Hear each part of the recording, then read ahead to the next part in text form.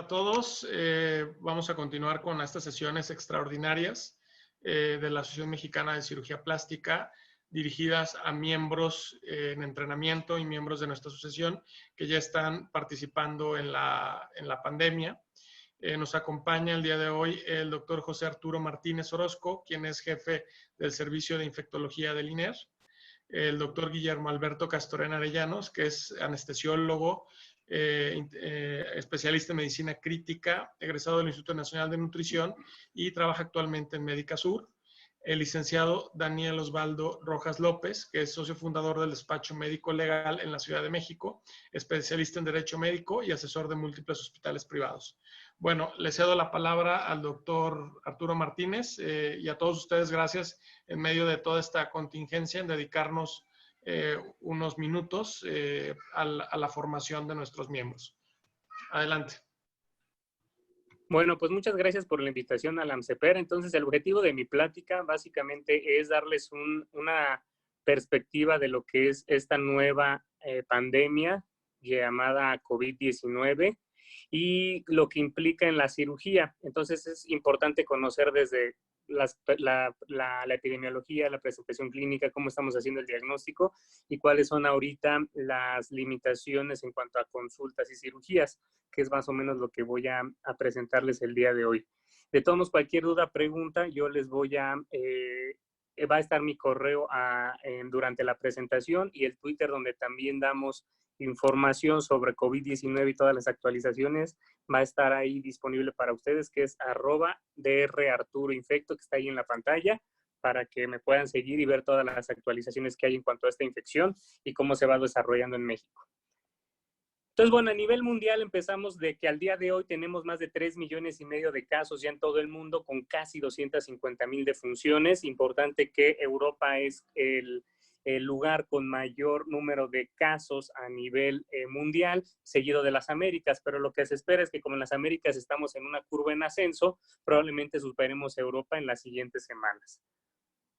Algo muy importante, nuestro vecino del norte, Estados Unidos, pues que es el país número 1 en el mundo con una mayor incidencia de casos y a su vez de funciones, reporta al día de hoy casi 1,200,000 infectados en todo ese país, con más de 70,000 muertes. Y si vemos en la curva de abajo, estamos viendo justamente cómo se ha comportado por semanas epidemiológicas la incidencia de nuevos casos. Y si se dan cuenta, empezó con una curva en ascenso y ahorita está en una meseta en cuanto a la incidencia de casos. O sea, sigue habiendo bastantes casos. Y en el mapa de Estados Unidos, entre más oscuro está el estado, mayor incidencia de casos, más de 10,000 por estados. Y vean cómo los que colindan con México, que es Texas y California, pues básicamente son de los que tienen mayor cantidad de casos en este vecino del norte.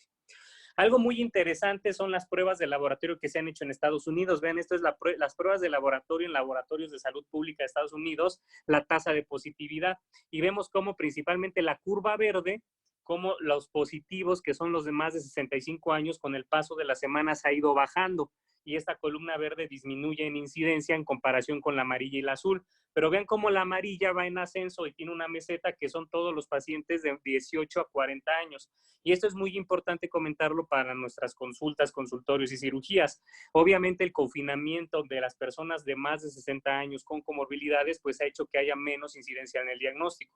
Y esta curva amarilla o esta gráfica columna amarilla lo que demuestra es que justamente lo que se reporta a nivel mundial y en México, pues que hay personas que no siguen el confinamiento al 100% y pues hay incremento en el riesgo de contagios. Y justamente estas personas sanas y que están en periodo laboral entre los 18 y 40 años, que son los que están agrandando la curva o manteniéndola alta en Estados Unidos.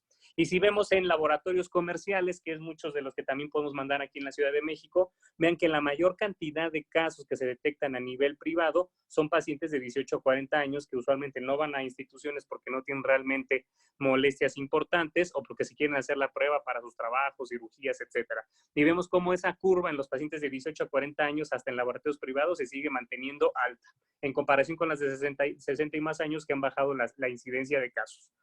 Algo muy importante que nos da un aliento a México es que vean en Estados Unidos la curva de pacientes que buscan atención en urgencias en Estados Unidos por COVID, que es esa curva naranja. Estamos viendo que ha disminuido con el tiempo de las semanas epidemiológicas. Sin embargo, no ha regresado una basal. Eso quiere decir que sigue habiendo muchas consultas de urgencia en Estados Unidos secundario a COVID-19.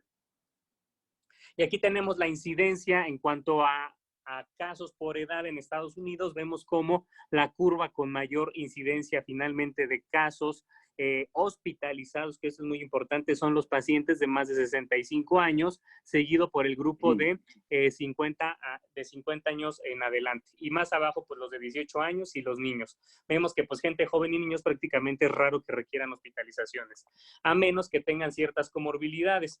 Esta es una gráfica muy interesante de este casi 1.000.000 de casos que ha reportado Estados Unidos. Vean cómo los latinos han representado nada más el 12.2% del total de pacientes positivos en aquella región. Y algo muy importante para nuestras consultas y cirugías, que veamos que hay ciertas comorbilidades cuando hagamos la historia clínica del paciente que se asocian a mayor riesgo de que tengas un COVID grave, una neumonía o se tengan que hospitalizar los pacientes.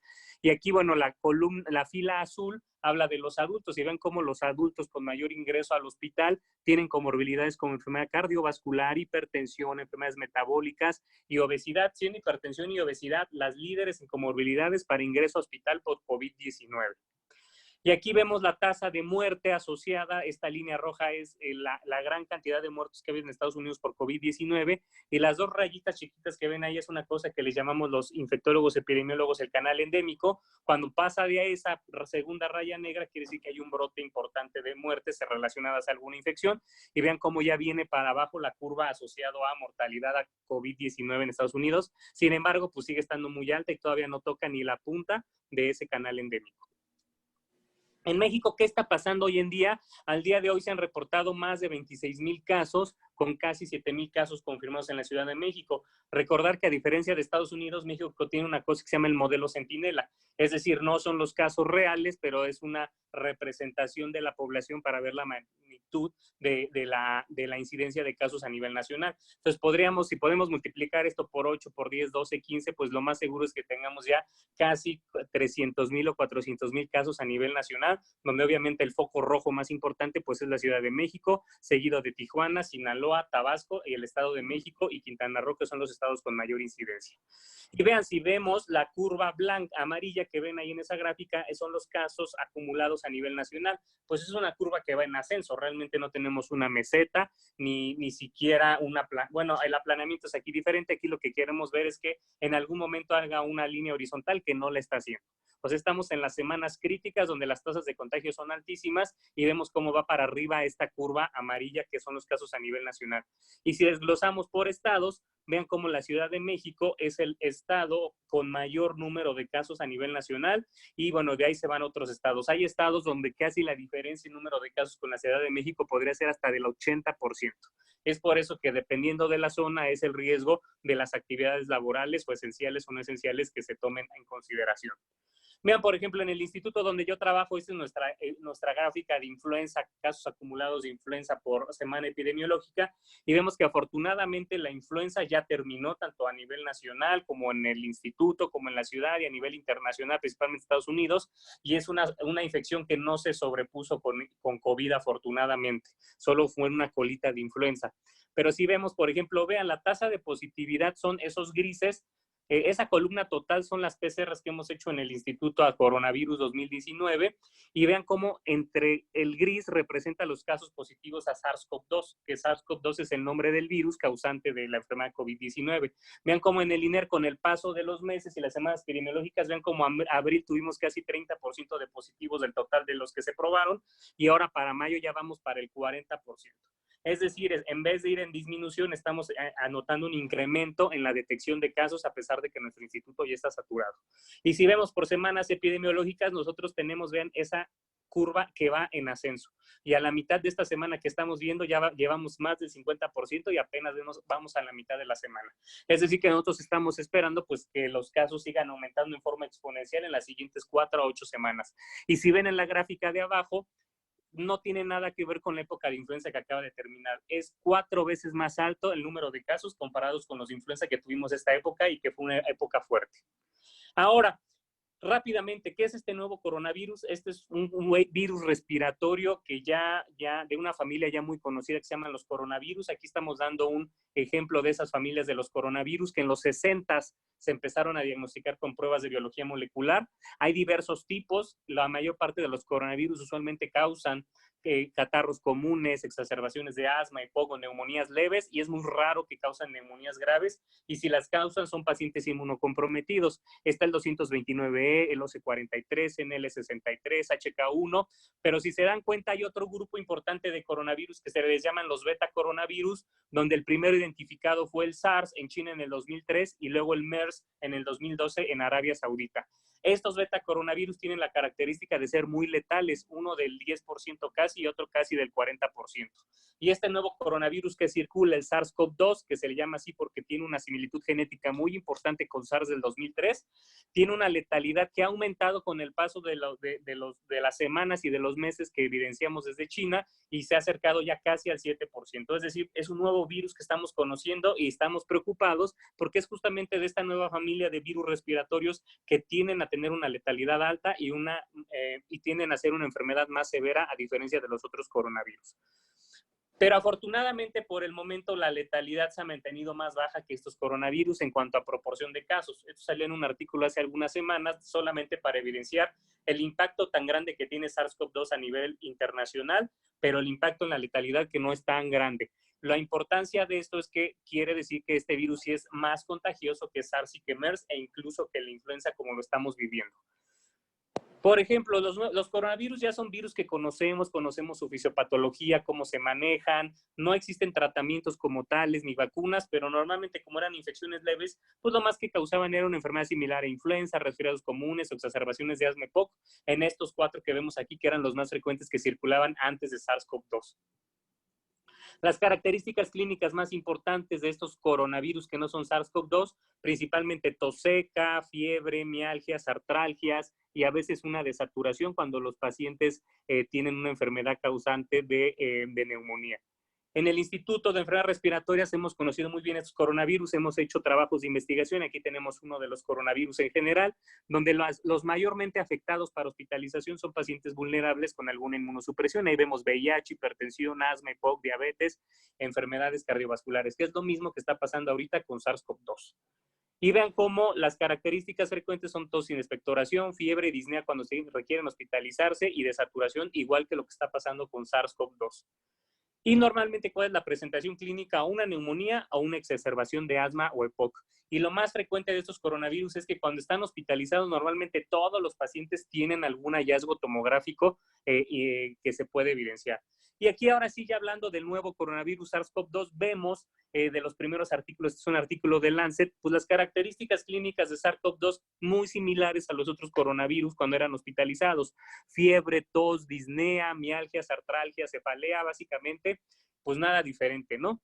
Pero conforme fuimos conociendo este virus, vimos que había mayor tendencia en ciertas poblaciones vulnerables, que estamos viendo en esta gráfica, como en esta tabla, como diabetes, hipertensión, enfermedad cardiovascular, cánceres, etcétera, que tienen mayor riesgo de hacer neumonías. Entonces vean que esta gráfica es muy importante para que sepan que lo que normalmente estamos viendo en estos coronavirus, y en mi centro es exactamente similar, después de 7 días de inicio de los síntomas en pacientes vulnerables, hay mucho riesgo de que hagan disnea o que se tengan que hospitalizar por desaturación.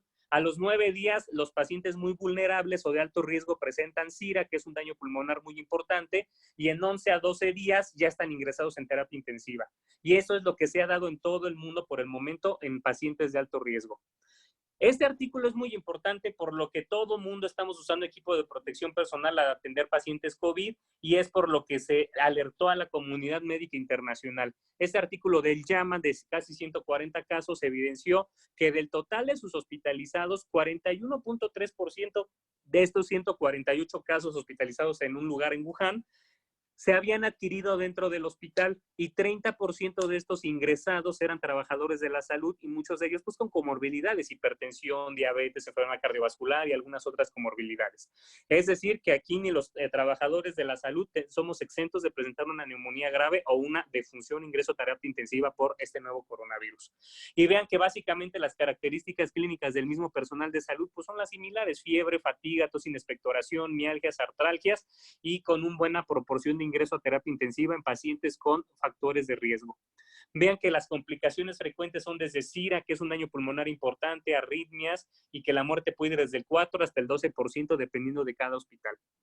Esta es de las series más grandes de los CDC chinos, donde reportaron casi 45,000 casos y reportaron, vean, casi 41.6% de los casos de SARS-CoV-2 COVID-19 estaban entre los 50 y 69 años.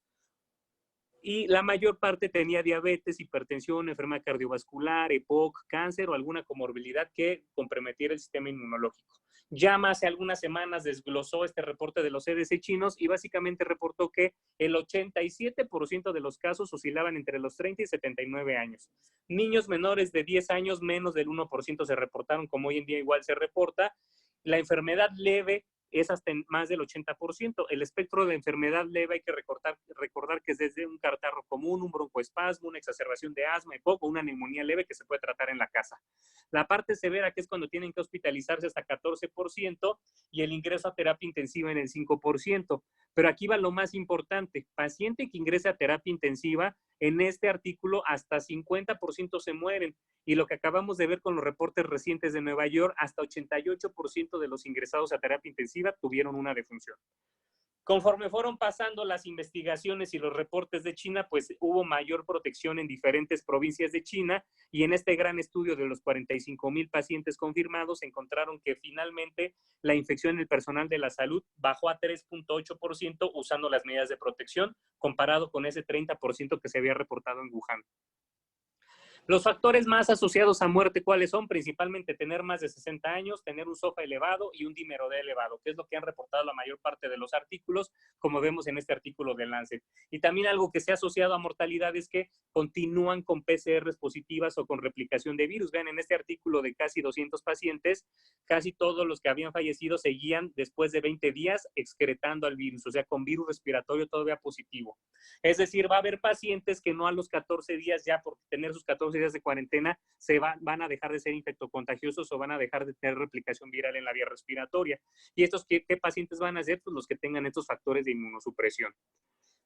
Muchos han dado criterios de alta para sacarlos al hospital o quitar las cuarentenas. ¿Y cuáles son? Pues la mejoría clínica, que en la tomografía tenga una resolución de la neumonía, y lo más importante para la parte de evitar la infección al personal de salud y a la comunidad, tener 2 PCRs negativas en un exudado faríngeo para estar seguros de que este paciente no puede tener una recaída, porque hay pacientes que se han reportado que pueden tener recaídas a pesar de haber estado hospitalizados y con buena evolución clínica. ¿Y por qué es importante esto? Porque todavía no se tiene una cura o una vacuna. Otros factores que predicen muerte para cuando necesiten operar una urgencia y tengan sospecha de COVID, pues tener cuidado en enfermedades cardiovasculares, infartos, enfermedad cardíaca previa y la edad, que son factores asociados muy frecuentemente a muerte. Y vean, las tomografías solo es para que vean más frecuentemente, pues mucho vidrio del lustrado despulido, neumonías bilaterales en pacientes muy inmunocomprometidos o con factores de riesgo, como en este artículo del JAMA. Pero vean, lo que más frecuentemente encontramos en pacientes de 18 a 40 años y que a veces están asintomáticos son esos pequeños parches de vidrio del lustrado en las tomografías. Y así lo estamos viendo también mucho en el INER, y a veces solamente los mandamos a casa con medidas de soporte. Entonces es muy importante que sepan que muchos pacientes sí pueden tener hallazgos tomográficos a pesar de no tener una PCR o a pesar de tener una PCR negativa, que ahorita la vamos a ver. En este gran metaanálisis, pues la tomografía normal en más del 96% de los hospitalizados. Es decir, si tú hospitalizas a alguien con sospecha de COVID, lo más probable es que si le haces una tomografía va a salir una neumonía. En este artículo del New England de casi 1,100 pacientes se encontraron, bueno, que 2.3% se intubaban y la mortalidad era del 1.5%. Entonces depende de cómo se va dando la experiencia a nivel mundial, pues que estos pacientes tengan diferentes desenlaces. Y los que más frecuentemente ingresan a terapia intensiva son los que tienen diabetes, hipertensión o EPOC. Y vean, por ejemplo, aquí en este estudio de Lancet de Wuhan de 52 críticos, donde 61% fallecieron. Entonces, vean, o sea, el ingreso a terapia intensiva de un COVID es extremadamente letal. Y las características es que los que fallecieron tenían SIDA, daño renal, daño cardíaco, hepático, etcétera. La característica de este virus respiratorio es que tiene muchos síndromes clínicos, desde gripe, neumonía leve, severa, choque séptico, SIRA, y otras cosas que se han visto son manifestaciones cutáneas de tromboembólicas, vasculitis, enfermedad vascular cerebral, mucho asociado a tromboembolias. Es un virus que da un estado protrombótico y puede haber también signos de desmielinización y otras cosas. Por eso es muy importante que en las cirugías o en los pacientes sea recomendando mucho la tromboprofilaxis o el tratamiento anticoagulante dependiendo de cada centro. Ahora, ya que vimos esta parte clínica, vamos al diagnóstico rápidamente. ¿Cómo se hace el diagnóstico de este nuevo virus respiratorio que se llama SARS-CoV-2? Por un exudado faríngeo o nasofaríngeo. Pero es muy importante que esto se hace por técnica de PCR. Por el momento no sirven las pruebas rápidas, las serologías de IgG y IgM no sirven porque no nos hablan de una infección aguda y hay pacientes que las IgM la pueden quitar a los 5 días y las IgG las pueden desaparecer. Se ha reportado que hasta 33% de los infectados puede desaparecer sus anticuerpos. Entonces, todavía no es nada seguro que podamos tener inmunidad si una vez ya nos dio el coronavirus. Por eso es la urgencia de tener una vacuna para evitar reinfecciones o recaídas. Otra cosa muy importante es que las pruebas de PCR actuales no detectan a todos los infectados, que les quede clarísimo, lo hemos vivido en el instituto, en el mundo. La sensibilidad y especificidad puede ir del 75 al 88% dependiendo del tipo de muestra y del tipo de paciente. Entonces va a haber muchos pacientes que tienen toda la clínica y la PCR sale negativa y hasta que les haces un lavado bronquial alveolar o un aspirado bronquial puedes tener la prueba positiva, pero no los vas a someter a eso porque es un procedimiento generador de aerosoles. Entonces, por eso la clínica, la historia clínica de epidemiología, la PCR y la tomografía son complementarios para tener un diagnóstico certero en un caso sospechoso. ¿Cómo hacemos la PCR? Amplificamos los genes de la polimerasa, de la envoltura y de la nucleocápside del virus y esto, bueno, es un protocolo de Berlín. Sin embargo, este protocolo tiene esa sensibilidad bajita y especificidad, no es tan buena como la de influenza. Vean lo que pasó en los CDC de Atlanta. Al inicio de la pandemia, ellos hicieron su propia PCR y no funcionó. Se reportó esto en JAMA en marzo y por eso se diseminó tanto el virus en Estados Unidos, porque las pruebas iniciales que recomendó los CDC de Atlanta no sirvieron para detectar pacientes y se fueron muchos infectados a la comunidad. Y para el manejo y prevención para COVID, por el momento son puros ensayos clínicos, muchos de ellos estamos en el instituto realizándolos con remdesivir, lopinavir, ritonavir, tocilizumab, etcétera, pero el manejo, ya que tienes a alguien positivo, hay un lineamiento de la Secretaría de Salud donde colaboramos y está ahí gratuito para que ustedes lo puedan bajar en la página de Secretaría de Salud y va muy enfocado al manejo del paciente crítico. Pero lo que mejor tenemos para detener este virus es aislar los casos y contactos porque eso detiene la cadena de transmisión, como lo dijo este artículo del Lancet. Si nosotros identificamos más del 80% de los contactos y al caso sospechoso y los aislamos 14 días, prácticamente la pandemia se detendría como bien lo hizo China. Sin embargo, pues ustedes saben, mientras la gente no se quede en sus casas, salgan a la calle, no detectemos a tiempo y no recomendemos el aislamiento y no se cumpla, pues no se va a bajar. Y eso se le llama el R0. El R0 en epidemiología es que tantas personas se infectan de otro paciente. Y aquí estamos viendo cómo si detectas más del 90%, más del 80% de los casos, la curva baja la incidencia de casos por la transmisión. Entonces, esto es muy importante porque podemos tener un R0 de 0, de inicialmente 2.5 a 3.5 que tiene este virus respiratorio. Bien importante, recalco, pueden seguir con PCRs positivas después de 5 a 13 días de haber sido de alta los pacientes. En pacientes también asintomáticos. Entonces hay pacientes que son muy susceptibles de continuar excretando al virus y ser sintomáticos. Y si tú los inmunosuprimes o los metes a una cirugía, hay riesgo de que ese virus que sigue circulando haga una neumonía grave o un choque séptico. También estamos todos luchando una epidemia y una infodemia, entonces también hay mucha información falsa. Entonces las redes sociales y los medios están poniendo a la salud pública en desventaja porque sucede eso de que pues les estás inyectando cosas, de que no creen en el coronavirus, de que no existe, de que se aflojan las medidas de aislamiento, de que aflojamos los médicos en la consulta y las cirugías y otra vez estamos perpetuando la cadena de contagios. Entonces la información verídica pues es lo mejor contra el pánico. ¿Cuáles tratamientos se están llevando hoy en día? Hay muchos tratamientos antirretrovirales para VIH que los estamos llevando en el INER, antipalúdicos como cloroquina, que también es un protocolo de investigación que llevamos en el INER, antiébolas como remdesivir, que también lo llevamos como protocolo de investigación en el INER, medicamentos biológicos como tocilizumab, que también se lleva como protocolo de investigación en el INER, pero no tenemos hoy en día una cura. todo está en investigación, muchos artículos dicen que sirven, otros que no, todavía no tenemos ese artículo o esa recomendación que nos diga que hay una cura para este nuevo coronavirus. Se están buscando blancos para la vacuna, pero todavía no existe y se cree que a finales del año que entra probablemente se tendrá una vacuna. Y ya la última parte de mi plática es, bueno, ¿qué hacemos con las cirugías y COVID-19? Hay algunos artículos y por la experiencia les voy a ir desglosando un poquito esto. Entonces lo voy a poner en el ejemplo de la cirugía oncológica que a veces no puede retrasar porque pueden poner también en peligro la vida de los pacientes. Entonces aquí lo que se está recomendando mucho es que la telemedicina en videollamadas, en la valoración preoperatoria y posoperatoria, pueden evitar el retraso de las cirugías y de la muerte de un paciente. De requerir ser el consultorio es muy importante usar el equipo de protección personal, promover el distanciamiento en la consulta y promover que sea únicamente un paciente en el consultorio si no es necesario que vaya acompañado. Y obviamente se le tiene que otorgar al paciente un cubrebocas, hoy en día en esta fase de epidemia tan alta, una careta, y que tú recibas a tu paciente con tu distancia de 1,5 metros, 2 en tu consultorio, y tú también portes un cubrebocas y una careta para disminuir el riesgo de contagios. Si solamente va a ser un interrogatorio sin revisión o una revisión lejana. Vean, aquí tenemos un ejemplo. En China, en la fase que estamos ahorita de exponencial, fase 3 que le llama México, de alto contagio, metieron pacientes programados a cirugía bariátrica y de estos pacientes algunos infectaron por COVID-19 y 50% de los infectados ingresaron a terapia intensiva, imagínense, porque es una cirugía muy grande que activa el sistema de inflamación.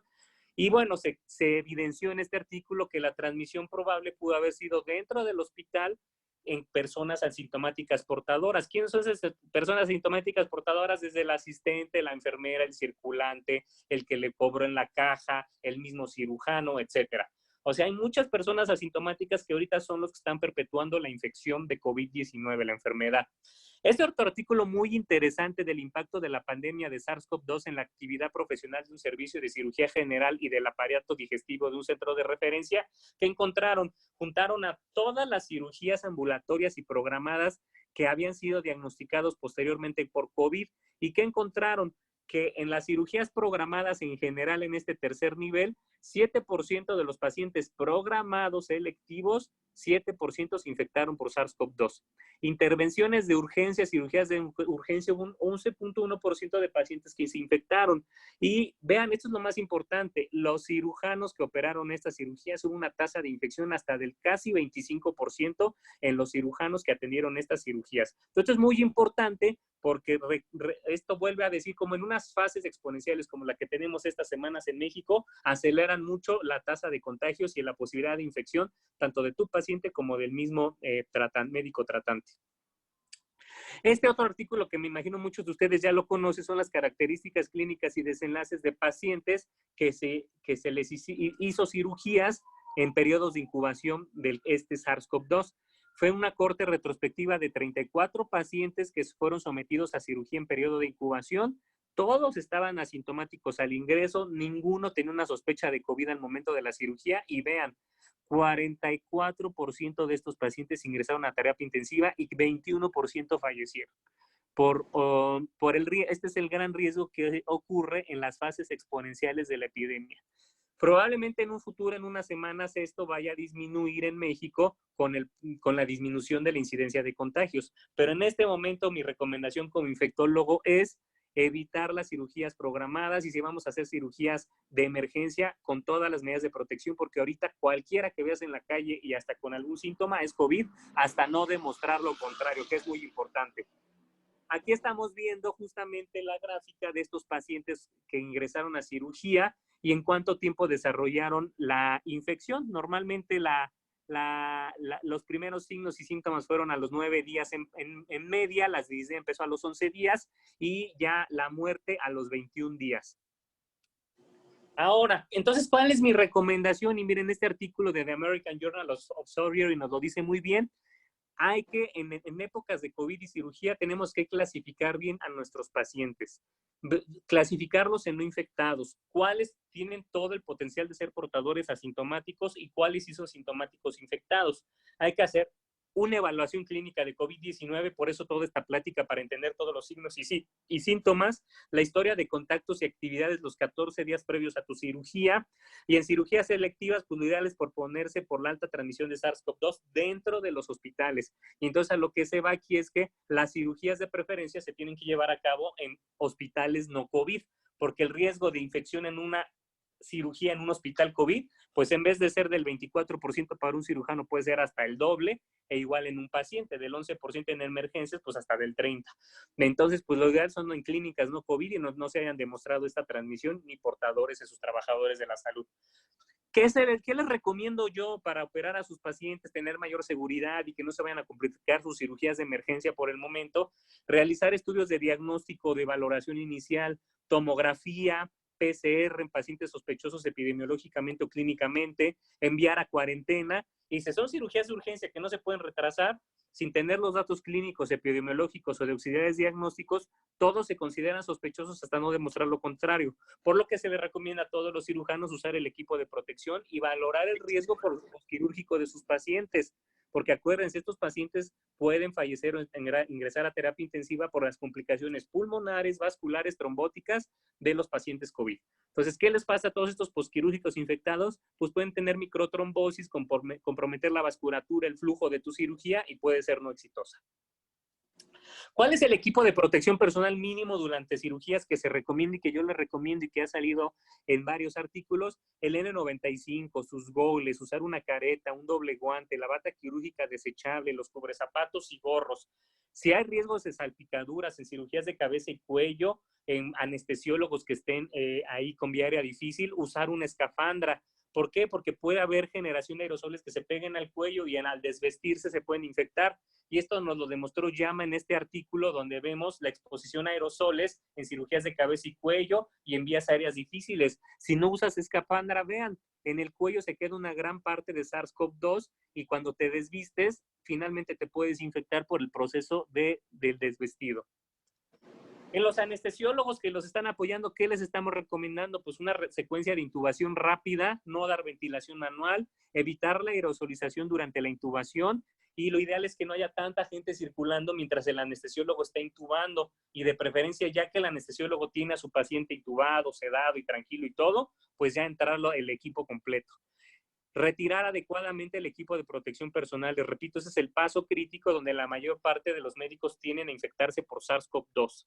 Entonces, ¿qué conclusiones damos a esta plática? Que la tos, fiebre, disnea y fatiga, mialgia son los síntomas más frecuentes a evaluar en un paciente sospechoso de COVID.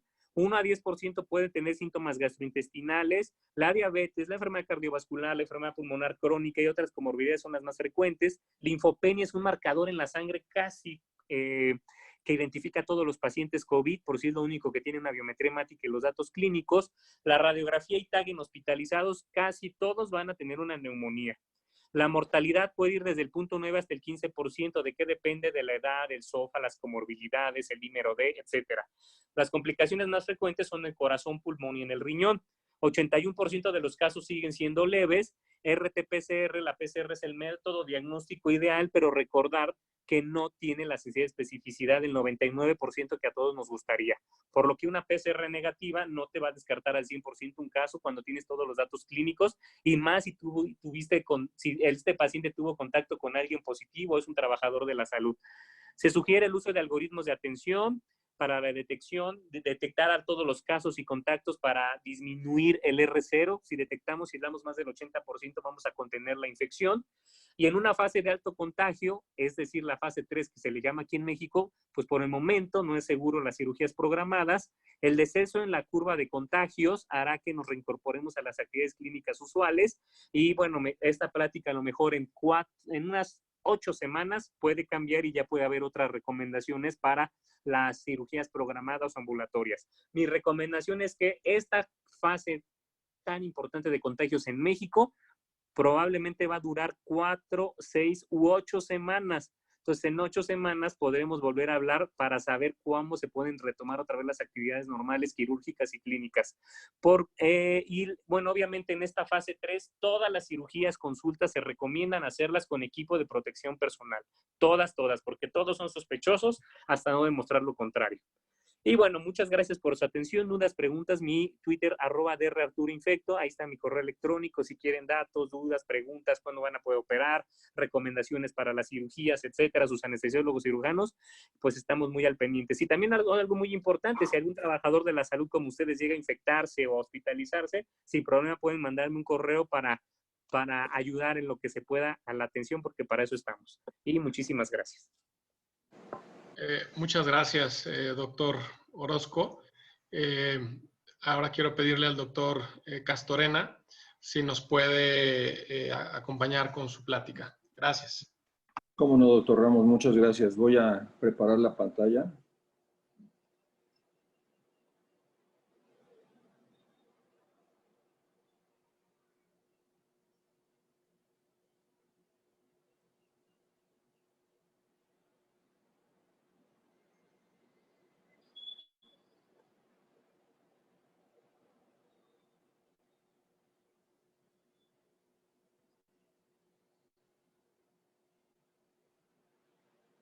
Bueno, creo que ya podemos empezar. ¿Se ve?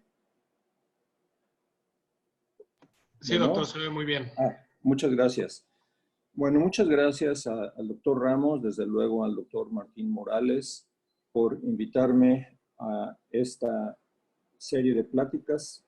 La mía es la segunda y la verdad me costó mucho trabajo saber qué presentarles porque entiendo muy bien que la cirugía plástica, reconstructiva y estética tiene muy poquito que ver con la ventilación mecánica y la enfermedad que estamos padeciendo en la actualidad.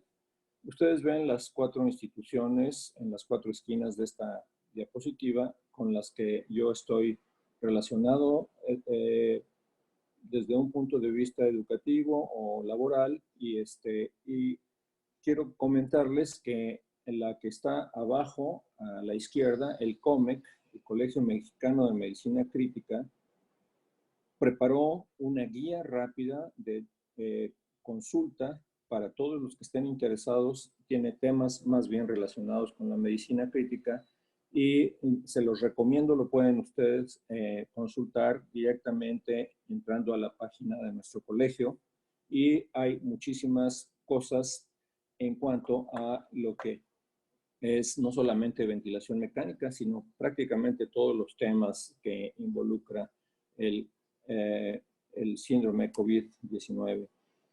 Quiero decirles que les estaba comentando, me costó un poco de trabajo saber qué les iba a platicar a ustedes con respecto a la ventilación mecánica, porque no estoy muy seguro que esto sea un tema que ustedes frecuentemente manejen. Entonces, quiero decirles algunas generalidades. El doctor Orozco ya tocó muy atinadamente algunas de las cosas importantes, pero yo les resumiría de esta manera. Si ustedes son los que programan la cirugía, pues lo más lógico, como ya se comentó, es diferir las cirugías que no son una urgencia. Sería muy raro que tuvieran un cirujano que hace cirugía estética que meter a un paciente a una cirugía estética urgente, pero sí, los de reconstructiva probablemente pudieran enfrentarse a casos así. Entonces, 2 o 3 puntos importantes: preferir cirugía abierta a cirugía laparoscópica. ¿Por qué? Pues por el tema de la nebulización, que ya saben. También preferir, si es posible, anestesia regional sobre anestesia general, precisamente porque en la anestesia regional le ponemos una máscara a nuestro paciente, una careta, y no nos metemos con su vía aérea ni contacto con saliva. Y luego, también ya se mencionó muy atinadamente, es importante tener el equipo de protección personal. Ya se describió, ya no lo voy a mostrar aquí, y una máscara N95 en quien realiza la intubación. Todo lo demás ya se mencionó y solamente me quedaría añadir que si su hospital tiene un equipo de videolaringoscopía, eso es lo más importante. Lo que estamos haciendo en Médica Sur es meter a los pacientes que se tienen que operar independientemente de que no tengan el diagnóstico establecido, como ya se comentó, todos somos sospechosos hasta no demostrar lo contrario, es hacerles una secuencia rápida, no ventilarlos durante la inducción anestésica e intubarlos con un videolaringoscopio. ¿Por qué? Porque si es una vía aérea difícil, nos va a ahorrar muchos problemas y mucho riesgo de contaminación en todos los metros alrededor de la vía aérea del paciente, y también porque va a ser mucho más rápida esta forma de hacerlo. Y ahora les voy a presentar algunas cosas que son más que nada algo que yo pensé que podría ser de utilidad. No sé si muchos de ustedes, sobre todo los más avanzados en edad, probablemente puedan saber qué es esto. Esto es un ventilador mecánico de los iniciales, de los que se usaron en la epidemia de poliomielitis a principios del siglo pasado. Y estaban siguiendo lo que era lógico para ellos. El aire que está en la atmósfera, cómo entra a nuestros pulmones, a nuestra caja torácica, pues precisamente no por una presión positiva que nosotros le ponemos al paciente, sino porque desarrollamos una presión negativa intratorácica. Y este es un ejemplo de que todo el paciente, excepto la cabeza, que estaba en el extremo derecho, sufría una presión negativa y con eso metían aire al tórax. Después de esto, les quiero decir que esto es lo que normalmente sucede en los pacientes, en la gente que estamos respirando todos los días. En la curva de arriba, ven ustedes, esto es una curva de presión. 0 es el final de la expiración. Y ven ustedes como cuando empieza la inspiración hay una pequeñísima deflexión negativa que nos habla de que el tórax, el diafragma y los músculos intercostales están haciendo una presión para que el aire de la atmósfera entre. Esto habitualmente solo cuando el sujeto hace un esfuerzo físico muy grande, entonces la inspiración es laboriosa y cuesta un poco de trabajo, pero habitualmente no lo notamos. Si estamos en reposo, rara vez notamos lo que es el trabajo de la inspiración y la presión es muy pequeña y la expiración también. Esto nos está hablando fundamentalmente de valores de un solo dígito en términos de milímetros de mercurio.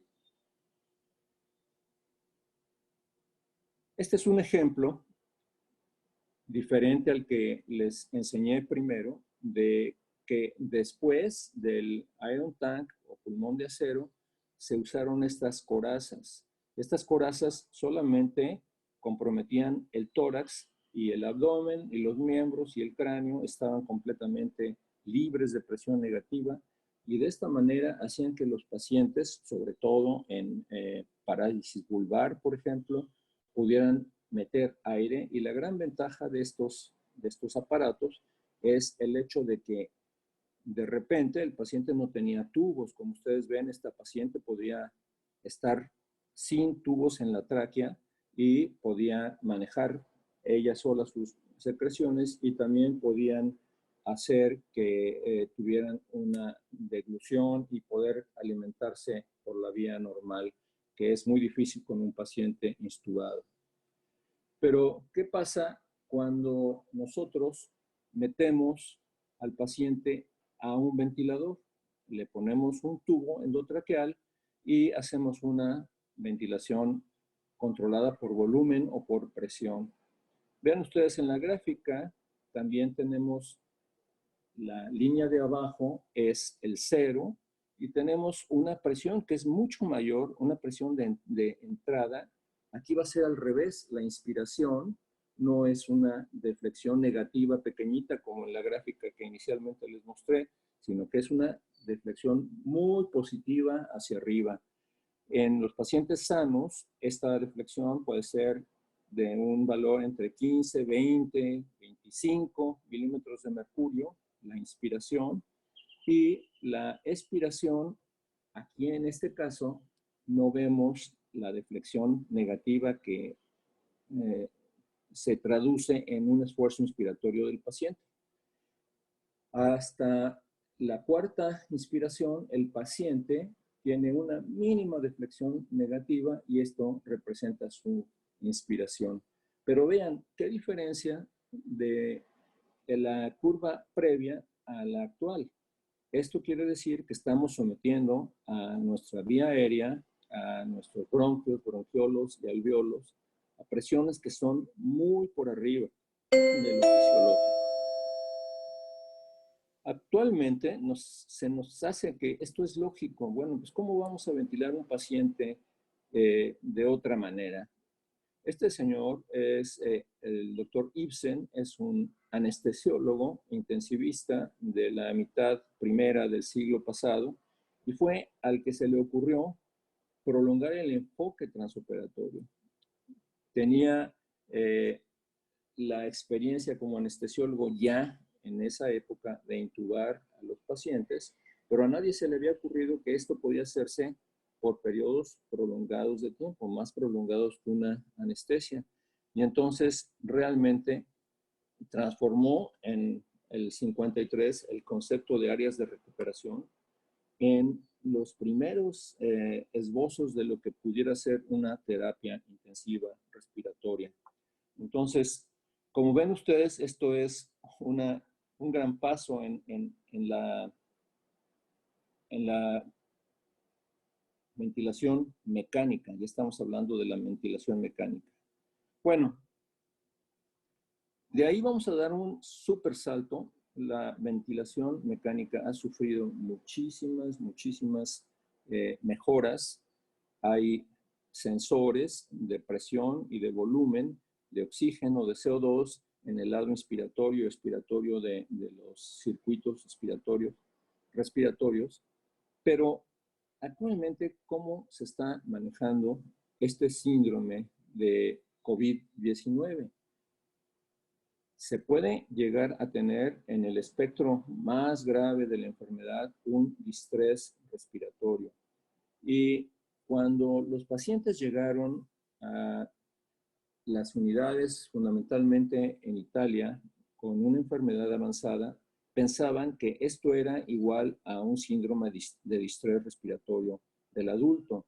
Estos dos autores que ustedes ven ahí, John Marini y Luciano Gattinoni, el primero norteamericano y el segundo italiano, son, digamos, como los papás europeos y americanos de la terapia intensiva respiratoria. Y entonces ellos han dado una fórmula más o menos fácil para el manejo de COVID, porque como les voy a mostrar un poco después, este síndrome no es homogéneo. No todos los pacientes tienen las mismas alteraciones fisiopatológicas y esto depende mucho del momento en que nosotros lo vemos. Vamos a decirles que esto es muy evidente. En el primero el primero a la izquierda, ustedes ven un paciente que está en una etapa temprana, se parece un poquito a los pacientes que presentó el doctor Orozco, las tomografías que presentó el doctor Orozco. Ahora, se dice muy fácil, tomografía. Bueno, si el paciente está móvil y todavía podemos hacerlo sin tanto problema en cuanto al traslado, pues lo tenemos que hacer y nos da mucha ayuda. Pero en el caso de abajo, es un paciente que seguramente ya estaba intubado y vean qué diferencia. Estas son las dos formas clínicas con las que se presenta el síndrome de distrés respiratorio. La primera, la de arriba, es la ligera y la de abajo es la densa o mucho más grave. Vean ustedes que arriba apenas se notan algunos infiltrados respiratorios, sobre todo en el pulmón derecho. Y este cambio que se ve comparándolo con la tomografía de abajo, pues es tremendo. Y lo podemos definir también en las dos curvas o las dos imágenes que ven a la derecha, las de barras. Son unidades Hounsfield que ustedes saben, nos hablan de qué tipo de materia estamos viendo en una tomografía. Y vean cómo en la primera, pues es evidente que la mayor parte es aire. Y en la de abajo, las unidades de Hounsfield son mucho, mucho más apuntadoras a una composición más sólida y o líquida. Les decía que seguramente esto representa la evolución temporal de este síndrome. En el caso de la primera, ustedes ven en medio hay una presión arterial de oxígeno dividida entre la fracción inspirada de oxígeno de 95, que es mejor que la que está abajo, obviamente.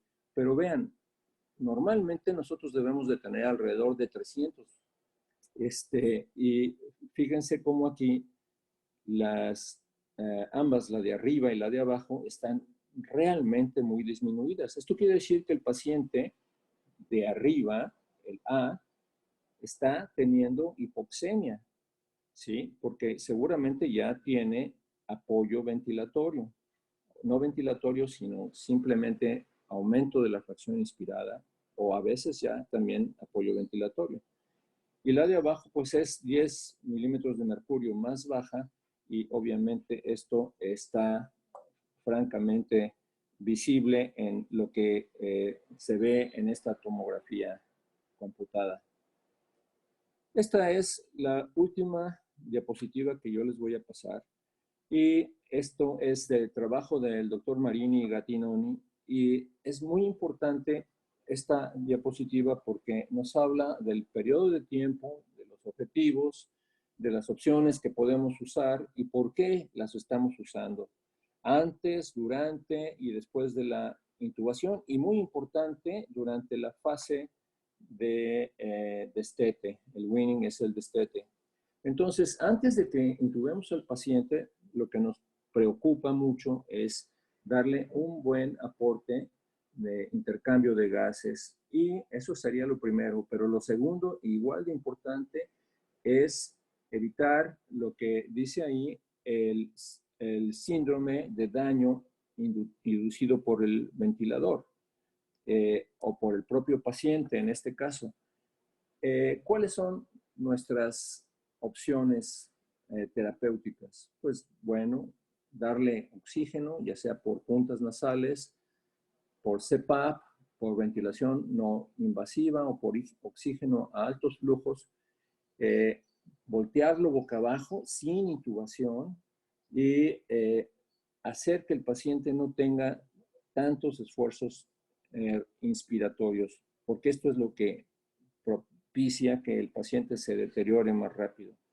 En cuanto a el CPAP, la ventilación no invasiva y el oxígeno a alto flujo, les quiero decir que estos conllevan, como ya también esbozó el doctor Orozco, un riesgo muy alto de nebulización y posibilidad de infectar al personal que está atendiendo a los pacientes. Entonces, hay centros, fundamentalmente fuera del país, que tienen mucha experiencia con no invasiva y con oxígeno a altos flujos en este tipo de pacientes, desde la N1H1. Sin embargo, si no tienen en su hospital una gente que lo maneje perfectamente bien, entonces mejor no hacerlo por el riesgo de contaminación, como les decía.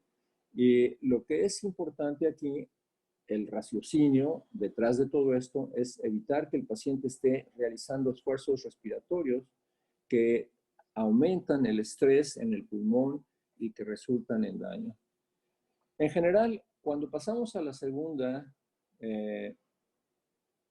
parte, a donde dice durante la ventilación mecánica, aquí el objetivo es, nuevamente, evitar que el pulmón se deteriore y evitar lo que ellos llaman el vórtex o el vórtice, el ojo del huracán del daño inducido por el ventilador. Importante, son varias cosas que se apartan un poquito de nuestro concepto tradicional del manejo del paciente con este tipo de padecimientos.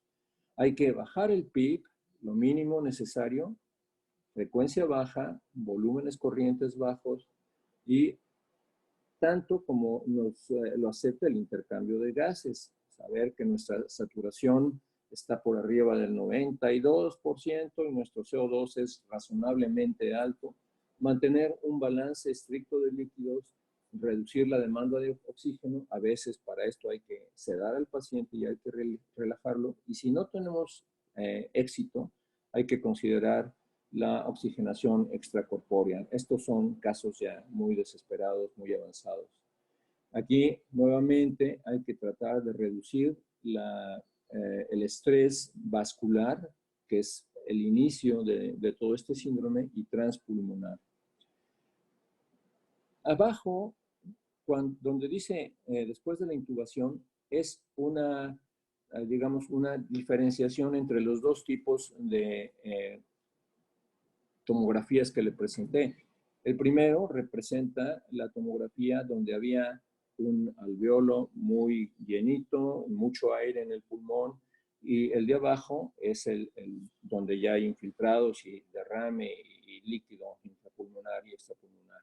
Entonces, en el tipo 1, esto sí es muy importante saberlo, que lo conozca la gente que va a manejar a estos pacientes, hay que usar un PIP muy pequeñito. ¿Por qué? Porque estos pacientes tienen una distensibilidad muy buena y no van a ustedes a lograr mucho reclutamiento dándoles más PIP, ¿sí? Entonces, también el volumen corriente no necesita ser restringido como siempre lo hacemos en el ARDS. Y vean ustedes que estamos hablando de 7 a 9 milímetros de mercurio con un PIP inferior a 10 y tratar de reducir la demanda de oxígeno, como ya habíamos dicho. Y aquí habríamos de empezar a considerar voltear al paciente. ¿Por qué considerarlo? Porque voltear un paciente intubado con líneas, etc., etc., es una cosa que requiere práctica, no del médico, sino de todo el equipo, camilleros, enfermeras, etc., etc., toda la gente que interviene en el cuidado de estos pacientes. No es nada sencillo. Como dice aquí, los volúmenes muy bajos, los volúmenes corrientes muy bajos no son necesarios y el PIP altísimo tampoco, porque no hay nada que reclutar y solamente aumentaríamos el espacio muerto. Cuando nos tenemos que enfrentar a un caso como el de la tomografía, donde se veían los infiltrados y el edema pulmonar, entonces aquí el objetivo es reducir y distribuir el estrés vascular dentro de los pulmones y también tratar de evitar lo que llaman ellos el vórtice del daño pulmonar por el ventilador. Aquí hay que usar un PIP mayor. Habíamos hablado menor de 10 en el caso anterior. Aquí casi siempre son alrededor de 15. Y sí, aquí sí tenemos que reducir nuestros volúmenes corrientes entre 5 y 7 mililitros por kilogramo de peso. Y otra vez, reducir la demanda de oxígeno. Y aquí ya no es considerar la posición prona, sino tratar de tener al paciente en posición prona, porque la relación ventilación-perfusión con un paciente y haciendo boca abajo es mucho mejor que cuando no.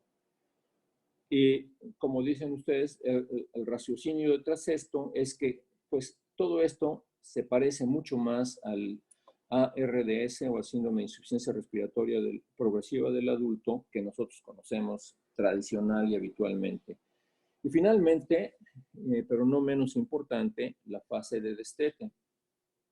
Aquí lo que hay que considerar que es de suma importancia es evitar precipitarnos, porque si nosotros nos precipitamos con el objeto de sacar entre más rápido mejor al paciente del ventilador, podemos hacer que el paciente vuelva a tener un esfuerzo inspiratorio muy grande y otra vez aumentar el edema y aumentar el daño inducido por el ventilador. Así que tenemos que ser sumamente cautos, evitar cambios abruptos y hacer más o menos juicios o ensayos de destete muy espaciados y muy poco ambiciosos en el proceso del destete. Aquí lo importante es tratar de evitar que el paciente espontáneamente aumente mucho la fuerza de la inspiración y con esto se sabe que va a aumentar las posibilidades de hacer edema y promover el daño inducido por el ventilador o autoinducido por el propio paciente. Y con esto, pues yo desearía que ninguno de ustedes tengan pacientes en este estado y mucho menos que tengan la necesidad de enfrentarse a este tipo de manejo, porque sí requiere un entrenamiento especial y pues desearles que se conserven bien y sin ningún problema durante esta fase de pandemia, que a todos nos vaya bien al final de estas 4 u 8 semanas, como decía el doctor Orozco. Ojalá y así sea. Muchas gracias. Muchísimas gracias, doctor Castorena.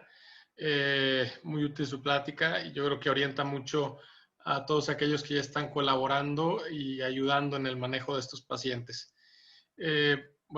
Por último, quiero dejarle la palabra al licenciado Daniel Rojas y al doctor Salmián para que nos hablen un poco acerca de estos aspectos legales, consentimiento informado, lo cual es importante porque nuestros miembros en entrenamiento y algunos de nuestros colegas, además de dar la atención a los pacientes COVID, atienden urgencias en los hospitales escuela que tenemos en el país.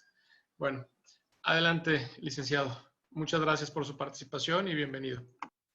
Doctor, muchísimas gracias por la invitación. También al doctor Óscar Salmián, que nos hizo favor de participar en esta invitación. Pues efectivamente, en cuanto al consentimiento informado que habitualmente se le requiere al paciente cuando ingresa a un servicio de urgencias, cuando ingresa a un área de hospitalización o cuando se le va a realizar algún procedimiento médico o quirúrgico, es muy importante que se hagan ajustes a este consentimiento informado en función de la naturaleza de los servicios que estamos hoy en día viviendo.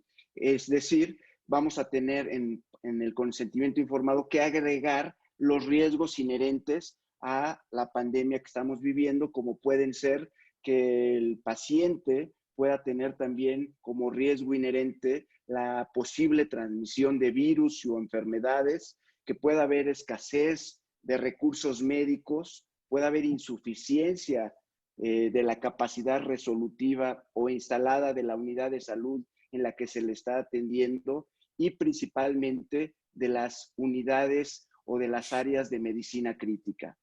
Por otro lado, es muy importante también que esas autorizaciones que se encuentran dentro de los consentimientos informados se amplíen para otro tipo de casos, cuando se habla de complicaciones, de contingencias, de urgencias, porque ya no va a ser fácil tener posibilidad de recabar consentimientos informados posteriores. Entonces, es importante que el consentimiento inicial sea muy amplio para que permita por ejemplo, intubaciones orotraqueales, dar soporte ventilatorio, realizar quizá procedimientos de hemodiálisis o cualquier otra medida de monitorización y soporte avanzado al paciente cuando lo pudiera requerir. Es decir, hoy en día el consentimiento informado tiene que ser ajustado a la realidad en la que nos encontramos en medio de una pandemia. Y por otro lado, tenemos que considerar otro tipo de documentos que tenemos que ajustar a la realidad en la que nos encontramos, como puede ser el aviso de privacidad, que todo paciente que recibe un servicio tiene que firmar antes de iniciar los servicios, y este aviso de privacidad pues va a dar la autorización al personal de la salud o a la institución de la salud para poder hacer las comunicaciones vías remotas, para que se le pueda dar la información que es obligación darla por parte de la institución o por parte del médico tratante o del personal de la salud, tanto al paciente como a los familiares, de poder dar esa información incluso a través de lo que hoy conocemos como la telemedicina, por medios digitales, vía telefónica, videoconferencias, y donde estas comunicaciones se puedan también hacer con los familiares a cargo de ese paciente. Incluso se tiene que solicitar autorizaciones para que estas comunicaciones se puedan hacer a través de estos medios digitales, y también los médicos deben de dar su autorización para que puedan brindarle ya sea el teléfono o el correo bajo el cual se van a estar comunicando y se va a estar dando la información clínica que es necesaria brindar y que es un derecho de todos los pacientes o de los familiares del paciente tener de manera clara, suficiente, oportuna, para efectos de poder ejercer sus derechos también de la autonomía y de poder decidir en cualquier momento, incluso revocar el consentimiento informado o rechazar un procedimiento médico quirúrgico como puede ser la intubación orotraqueal o pasarlo a un área de terapia intensiva. Por otro lado, tenemos también otro tipo de documentos como puede ser el reglamento interno que regula los derechos y obligaciones que tienen los pacientes o que tienen los familiares del paciente dentro de una unidad hospitalaria. Hoy en día, con esta nueva dinámica, hemos visto que no es factible que pueda estar presente el familiar con su paciente o que los familiares puedan estar en las instalaciones de la unidad hospitalaria. Y esas restricciones tienen que estar establecidas dentro de los reglamentos internos de las unidades de salud para que puedan precisamente tener sustento legal en un reglamento interno.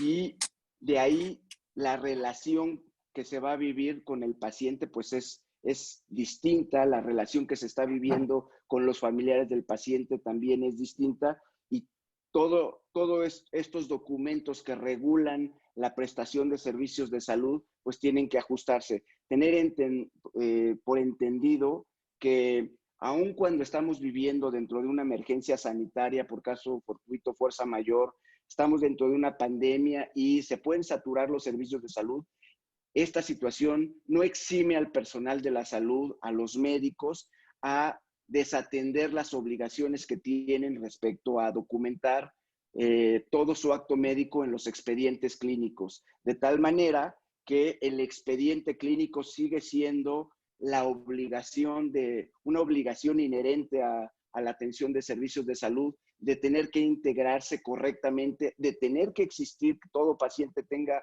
un expediente clínico, y va a ser materia igualmente de análisis de un documento legal, de un documento de investigación, para que el día de mañana se pueda analizar si la actuación médica se apegó precisamente a todos los lineamientos que precisamente se comentaron tanto por el doctor Orozco como por el doctor Castorena en relación a la atención de este tipo de pacientes. Pues este sería en términos generales quizá la parte más importante de lo que hoy en día los prestadores de servicios de salud en general y los médicos en particular pues tienen que ajustar conforme a la naturaleza de la pandemia en la que estamos viviendo. Muy bien, Osvaldo, muchas gracias, licenciado Rojas. Varios puntos a aclarar rapidísimo. En el Comité de Seguridad que estamos, el doctor Guillermo Ramos y un servidor, el licenciado Daniel Rojas, nos ha apoyado de manera increíble a ayudar a muchos colegas en situaciones de preocupación y a estar moderando ahorita los consentimientos informados para nuestra especialidad. De hecho, estuvimos reunidos en una reunión virtual, el licenciado Daniel y un servidor, para afinar estos detalles con el consentimiento informado con respecto a los procedimientos de cirugía plástica. Como bien lo comentaron los doctores Orozco y el doctor Castellanos, las urgencias no dejan de llegar y no por ser urgencias no tienen que llenar un consentimiento informado y también un consentimiento de internamiento. Todos estos tipos de documentos tienen que ser modificados de tal forma que se protejan ante esta situación del COVID-19. ¿Ok? Con respecto al aviso de privacidad, eso es muy importante lo que menciona el licenciado Rojas, porque hay muchas aplicaciones que te están ofreciendo los servicios de dar consulta a distancia, de dar consulta virtual. Sin embargo, este tipo de plataformas, algunas de ellas son muy inseguras. No sabes en dónde están guardando tu información, no sabes si el moderador o el prestador de este servicio está grabando tu conversación. Y recuerden que son datos muy importantes. Yo sé que es lo nuevo y es lo boom y es nuestra forma de generar ingresos, que no lo veo mal, por supuesto que no, pero sí tenemos que tener muy en cuenta investigar la aplicación o el servicio que estamos contratando. ¿Por qué? Porque independientemente de que sea una aplicación, es obligación de nosotros cuidar los datos personales de nuestro paciente. Es obligación del médico, del prestador de servicios de salud, cuidar la privacidad del paciente. Y eso conlleva a cambiar por completo nuestro aviso de privacidad. Dentro del aviso de privacidad, Daniel, antier me comentabas que ahí ya estamos modificando el hecho de poder utilizar las fotografías para medios científicos y para medios de publicidad. ¿Me podrías explicar o ahondar un poquito más en este tema? Porque he tenido muchas preguntas en esto y también, pues bueno, comprometernos también para poder compartir un documento que ayude a nuestros compañeros a poder utilizar este tipo de fotografías sin que algún vivaracho o vivaracha nos diga, es que esta publicación tuvo 5 millones de likes y ahora quiero $1 por cada like que me dieron. ¿Nos podrías ayudar más o menos a tener una idea de cómo cubrirnos de esto? Efectivamente, doctor Salmián, lo que anteriormente se hacía era, se firmaban ciertos documentos, ciertos formatos que ya tenían establecidos, incluso a veces contratos para que les permitieran como médicos poder utilizar la imagen o fotografiar o incluso videofilmar las cirugías y poderlas utilizar para distintos fines, ya sea desde la enseñanza, desde la investigación, presentar casos en congresos o incluso publicidad. Hoy en día, a partir de la ley de protección de datos personales en posesión de particulares o en posesión de las instituciones públicas, el aviso de privacidad es el documento donde se tienen que materializar estos derechos y obligaciones. Y a través del aviso de privacidad se deben de establecer cuáles son los fines que se va a dar a esa información confidencial que hoy en día ya reconocemos como datos personales, cuáles son las utilidades que les vamos a dar, a quién se la podemos transferir y a quién no. Y entonces, si nosotros en el aviso de privacidad prevemos que se le puede dar a los datos personales esos usos y el paciente los autoriza, entonces ese es el mecanismo de hoy en día jurídico que tenemos para efectos de poder documentar estas autorizaciones. Y, por supuesto, si no nos los autoriza, no podríamos poder hacer la utilización de estos fines. En el entendido de que todos los datos personales que se utilicen de los pacientes tienen que resguardar su identidad. Entonces, si los vamos a utilizar para fines de enseñanza, de investigación o algún otro, tenemos que desagregarlos, es decir, que no puedan identificarlos o que sean identificables estas personas. Ya ven que han puesto, por ejemplo, les tapan la cara o, por supuesto, cancelan sus nombres o cualquier otro dato personal. Esas son las características que se tienen que hoy en día prever. Ya no es necesario realizar otro tipo de formatos, recabar otro tipo de contratos o consentimientos de otra naturaleza. Hoy en día el instrumento idóneo y adecuado que legalmente está reconocido es el aviso de privacidad. Perfecto, licenciado Rojas. Con respecto a, quiero hacerte una pregunta. ¿Qué pasa si yo ahorita me meto a operar una cirugía electiva y mi paciente se pone grave? ¿Qué consecuencias legales puedo tener?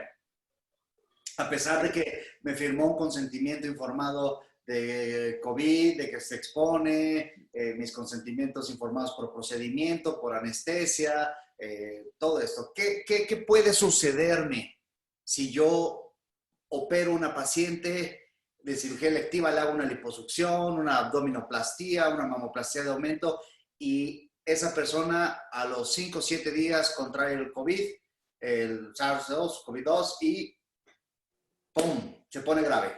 ¿Qué puede pasar? ¿Tenemos alguna defensa, Daniel? Por supuesto que la defensa está siempre en los documentos que nos haya firmado el paciente o su familiar responsable. Tratándose de un procedimiento electivo, sobre todo de carácter estético, se establece que el estándar de exigencia para el médico es mayor que en un caso terapéutico o de urgencia. Entonces, aquí el consentimiento informado viene a ser el principal instrumento de defensa y por ello tiene que estar previsto dentro de los riesgos posibles que pueda tener derivados del acto médico autorizado, precisamente la posibilidad de que pueda haber una transmisión de virus o enfermedades durante, ya sea antes, durante o posterior, durante la recuperación.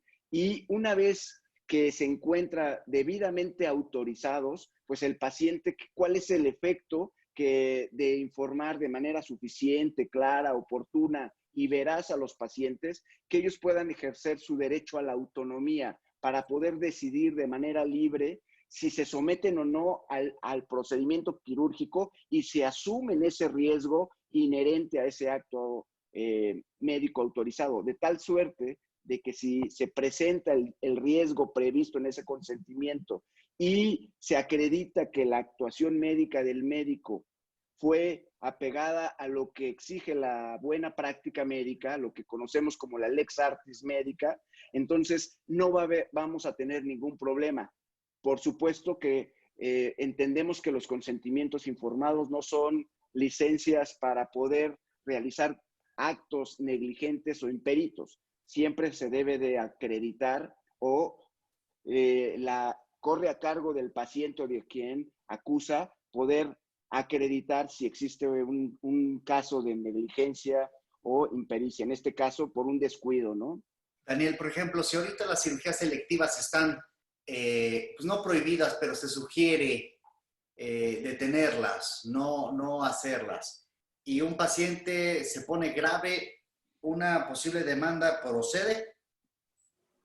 Por supuesto que siempre una demanda va a proceder, tengamos o no tenga razón. En la demanda precisamente lo que abre es la posibilidad de que se analice el caso, de que se estudie y que se determine si hay o no responsabilidad, habiendo o no responsabilidad. Sí, para eso son este tipo de... Todo es un derecho que se tiene todas las personas como ciudadanos. Entonces, si nosotros como médicos, o ustedes en este caso como médicos, exponen a riesgos injustificados a un paciente, pudiera considerarse también que están actuando de manera imprudente o de manera sin conocimientos de los riesgos y pudiera considerarse que sí están exponiendo a sus pacientes a riesgos desproporcionados. Si la recomendación hoy en día no hacer cirugías electivas por los riesgos tan grandes que hay, pues sí, sería un acto quizá imprudente que difícilmente pudiera defenderse en un tema legal.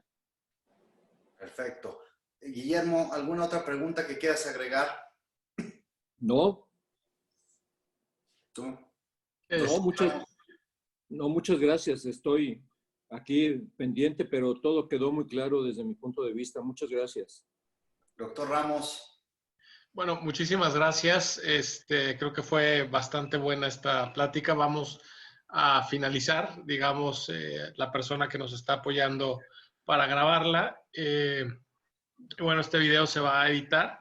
Yo espero el sábado ya subir todas las pláticas para que sean de ayuda para todos los miembros, porque no nomás buscamos el rating de una plática, sino tener un material de valor que en cualquier momento pueda ser de utilidad para las personas que ya están, pues ahora sí, en el primer frente, ¿no? Muchas gracias a todos ustedes. Creo que el infectólogo tenía una cosa que hacer, ya no se conectó, pero pues gracias por su tiempo y por estos minutos, está más de una hora, hora 20 que nos dieron, y pues bueno, todas las pláticas estuvieron muy bien y yo creo que aportan mucho y cierran todo este tema de cómo podemos participar en el manejo de pacientes COVID. No estoy hablando de cirugía plástica, sino cómo nosotros como gremio, dentro de una institución de salud, podemos apoyar de la mejor manera, ¿no? a la contingencia. Pues muchas gracias, Axel, muchas gracias, y pues damos por terminada esta sesión.